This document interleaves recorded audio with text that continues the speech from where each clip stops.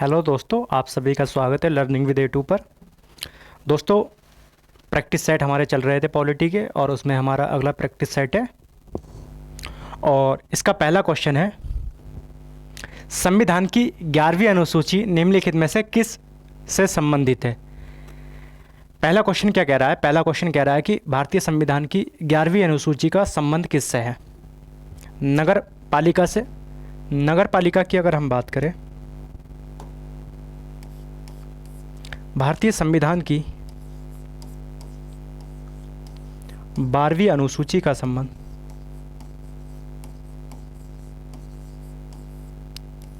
किससे है? नगर पालिका से है।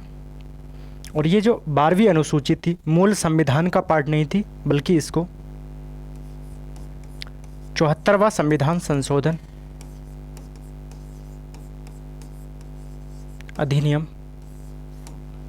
1992 के तहत जोड़ा गया था और इसमें नगर पालिकाओं के 18 विषयों का प्रावधान किया गया है। किसके? नगर पालिका के 18 विषयों का प्रावधान किया गया है। केंद्र व राज्यों से संबंध की बात करें तो भारतीय संविधान की 7वीं अनुसूची में शक्तियों का बंटवारा किया गया है।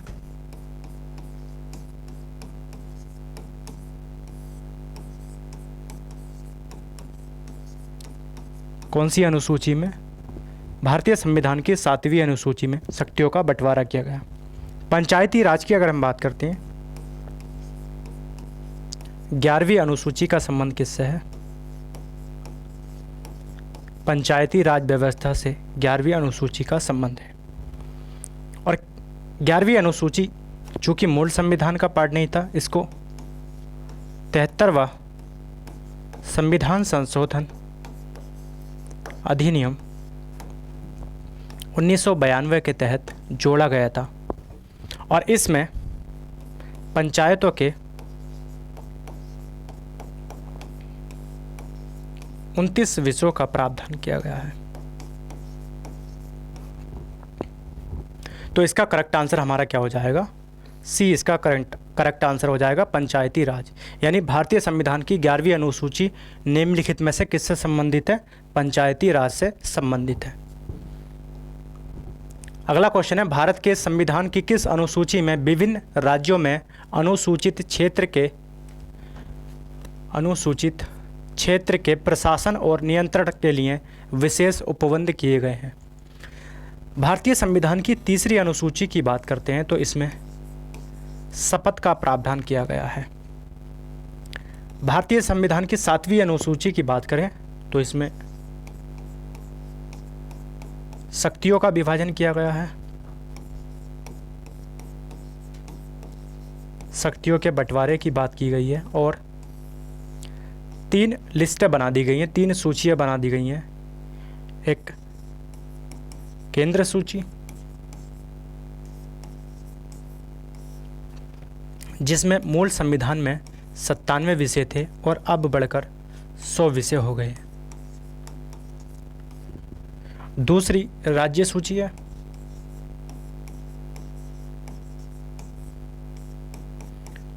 मूल संविधान में इसमें 66 विषय थे और अब घटकर कितने विषय हो गए हैं? 61 विषय हो गए हैं। जबकि एक समवर्ती सूची है,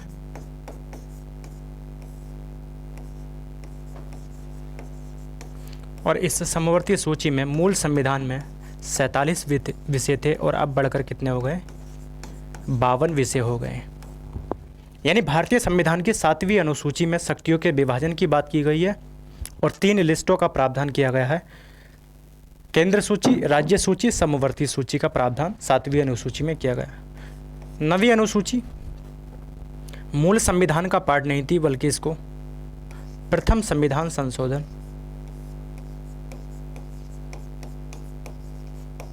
1951 के तहत जोड़ा गया था और इसके माध्यम से 9वीं अनुसूची में ऐसे सब्जेक्ट डाले गए थे जिनका न्यायिक समीक्षा किया जाना संभव नहीं है।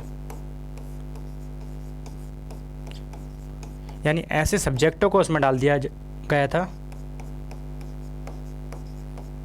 जिनके न्यायिक समीक्षा नहीं की जा सकती। 5वीं अनुसूची की बात करते हैं तो ये SC और ST के प्रशासन से संबंधित है। SC ST के क्षेत्रों के प्रशासन से संबंधित प्रावधान संविधान की 5वीं अनुसूची में कर रखा है। तो यही पूछ रहा है कि राज्यों में अनुसूचित क्षेत्र के प्रशासन और नियंत्रण के लिए विशेष उपबंध किए गए हैं। तो किस अनुसूची में किए गए हैं?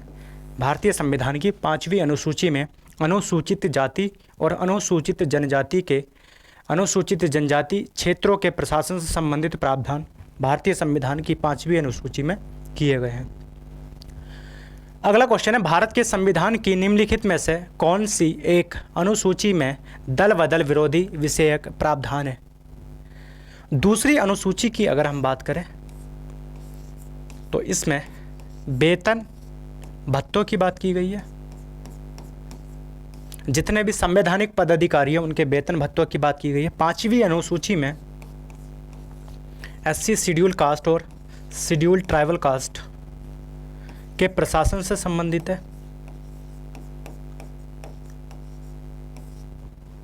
8वीं अनुसूची मान्यता प्राप्त 22 भाषाओं से संबंधित है, जबकि मूल संविधान में 14 भाषाएं थी। भारतीय संविधान की 8वीं अनुसूची में मूल संविधान में 14 भाषाएं थी और वर्तमान संविधान में 22 भाषाएं हैं। यानी बाद में जो भाषाएं जोड़ी गई हैं उनकी अगर हम बात करें तो 21वां संविधान संशोधन 1967 के माध्यम से सिंधी जोड़ी गई थी, सिंधी भाषा को ऐड किया गया। 71वां संविधान संशोधन 1992 के माध्यम से कोंकणी, मणिपुरी और नेपाली को जोड़ा गया। 92वां संविधान संशोधन 2003 के माध्यम से 4 भाषाओं को ऐड किया गया था, बोडो, डोगरी, मैथिली और किसको ऐड किया गया था? संथाली भाषा को ऐड किया गया था।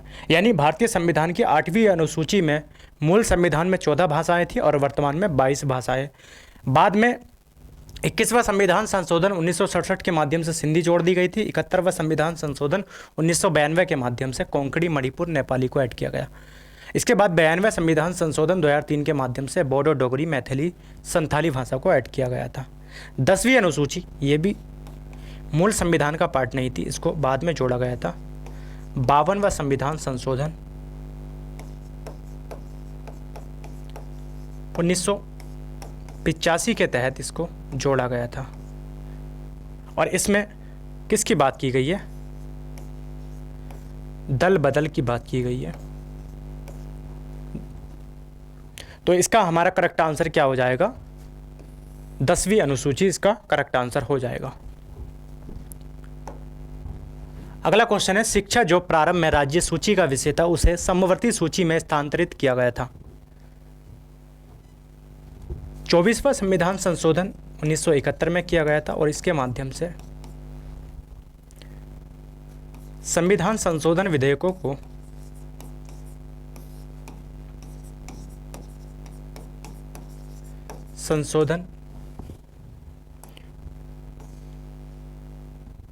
संविधान संशोधन विधेयक को राष्ट्रपति अनिवार्य रूप से अपनी सहमति देंगे। अनिवार्य रूप से अपनी सहमति देंगे, यह प्रावधान किया गया था। 25वां संविधान संशोधन भी 1971 में किया गया था और इसके माध्यम से संपत्ति का जो मौलिक अधिकार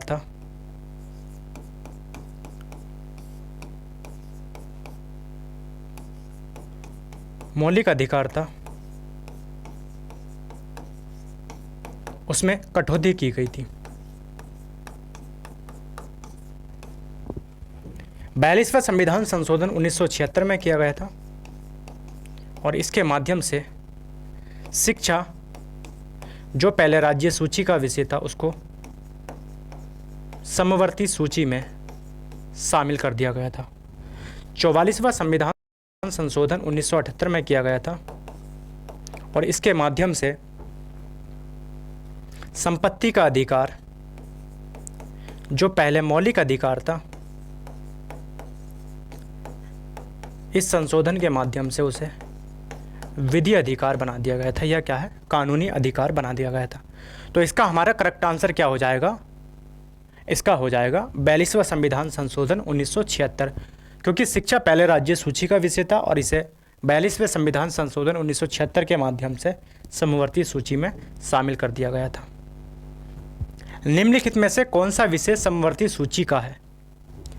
कृषि की अगर हम बात करें तो ये राज्य सूची का विषय है।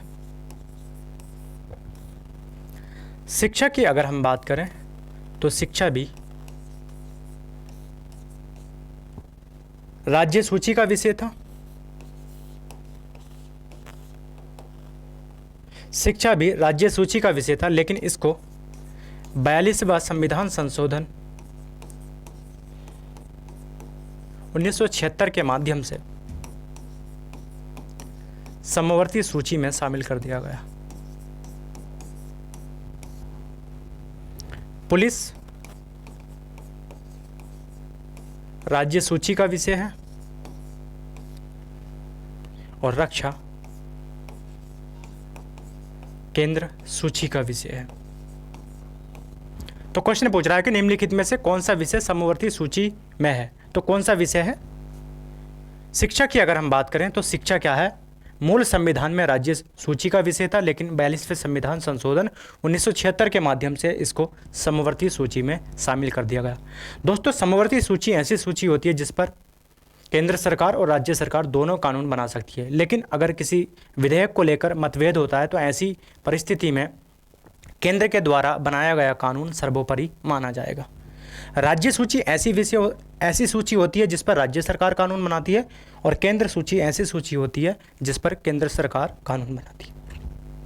अगला क्वेश्चन है हमारा, निम्नलिखित में से कौन सा विषय समवर्ती सूची का विषय है? पुलिस की अगर हम बात करें तो पुलिस राज्य सूची का विषय है। रेडियो और टेलीविज़न की बात करें, टेलीकम्युनिकेशंस की बात करें तो ये केंद्र सूची का विषय है, इस पर केंद्र सरकार कानून बनाती है। आपराधिक मामलों की बात करें तो आपराधिक मामले ये किस सूची का विषय है? ये समवर्ती सूची का विषय है। इस पर दोनों सरकारें कानून बना सकती हैं, राज्य सरकार भी और केंद्र सरकार भी। विदेशी मामले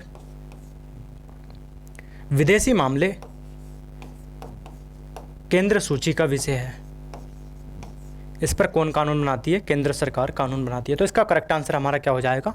आपराधिक मामले इसका करेक्ट आंसर हो जाएगा। ये किस सूची का विषय है? ये समवर्ती सूची का विषय है। राज्य भूमि सुधार अधिनियमों को संवैधानिक सुरक्षा प्रदान करने के लिए सम्मिलित किया गया था। यानी भूमि सुधार अधिनियमों को संवैधानिक सुरक्षा प्रदान करने के लिए कौन सी अनुसूची शामिल की गई थी? 7वीं अनुसूची की अगर हम बात करें दोस्तों तो इसमें शक्तियों का विभाजन किया गया था। शक्तियों का बंटवारा किया गया था। 8वीं अनुसूची में मान्यता प्राप्त 22 भाषाओं का उल्लेख किया गया था। 9वीं अनुसूची जो कि मूल संविधान का पार्ट नहीं थी, इसको प्रथम संविधान संशोधन द्वारा 1951 में जोड़ा गया और इसके माध्यम से कहा गया कि ऐसे विषय जिनकी न्यायिक समीक्षा किया जाना संभव नहीं है उसको 9वीं अनुसूची में डाल दिया गया था, जैसे भूमि सुधार से संबंधित विषय। 10वीं अनुसूची ये मूल संविधान का पार्ट नहीं थी, इसको 52वां संविधान संशोधन 1985 के तहत जोड़ा गया और इसमें दल बदल कानून की बात की गई थी। किसकी बात की गई थी? दल बदल कानून की बात की गई थी। तो क्वेश्चन पूछ रहा है कि भूमि सुधार अधिनियमों को संवैधानिक सुरक्षा प्रदान करने के लिए सम्मिलित किया गया था। तो भारतीय संविधान की 9वीं अनुसूची में भूमि सुधार से संबंधित जो विषय हैं उनको संवैधानिक सुरक्षा दी गई थी। कौन सी अनुसूची के माध्यम से? 9वीं अनुसूची के माध्यम से। अगला क्वेश्चन है कि भारत के संविधान की 4थी अनुसूची विवेचित करती है राज्यसभा में सीटों का आवंटन का प्रावधान संविधान की कौन सी अनुसूची में है? 4थी अनुसूची में है। राजनीतिक दल बदल की बात की जाए तो ये भारतीय संविधान की कौन सी अनुसूची में इसका प्रावधान कर रखा है? 10वीं अनुसूची में कर रखा है, जो कि मूल संविधान का पार्ट नहीं थी। इसको बाद में 52वां संविधान संशोधन 1985 के तहत जोड़ा गया। पंचायती व्यवस्था की बात करें तो इसका प्रावधान कहाँ किया गया है? भारतीय संविधान की 11वीं अनुसूची में इसका प्रावधान किया गया है और ये भी मूल संविधान का पार्ट नहीं थी, बल्कि इसको 73वां संविधान संशोधन 1992 के तहत जोड़ा गया था।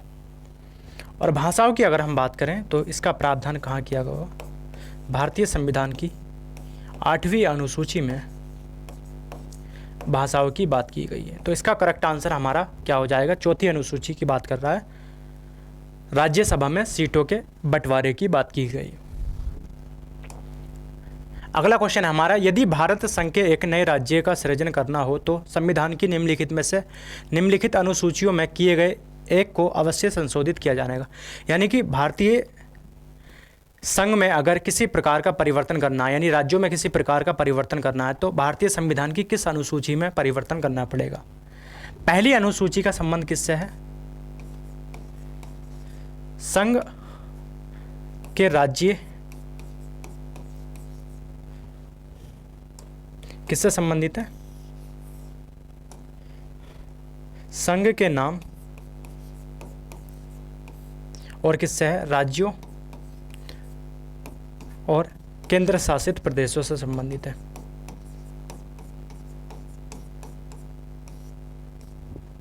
दूसरी अनुसूची वेतन और भत्तों की बात करती है। तीसरी में शपथ का प्रावधान किया गया है, लेकिन राष्ट्रपति, उपराष्ट्रपति और राज्यपाल की शपथ का प्रावधान भारतीय संविधान की तीसरी अनुसूची में नहीं किया गया। चौथी अनुसूची में राज्यसभा में सीटों का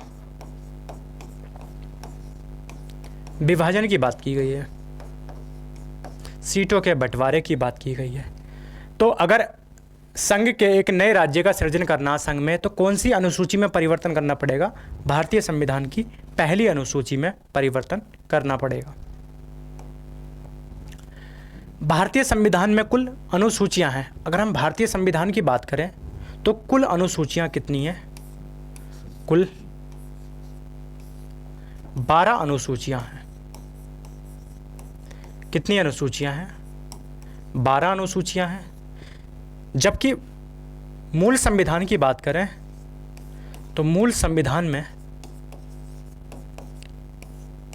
8 अनुसूचियां थी। कितनी अनुसूचियां थी? 8 अनुसूचियां थी। अगर हम भागों की बात करें तो मूल संविधान में 22 भाग थे, जबकि वर्तमान संविधान में 25 भाग हैं। और अगर हम अनुच्छेदों की बात करें तो मूल संविधान में 395 अनुच्छेद थे और वर्तमान संविधान में 470 से भी अधिक अनुच्छेद भारतीय संविधान में हैं। तो दोस्तों मिलते हैं अगली क्लास में, बने रहिएगा।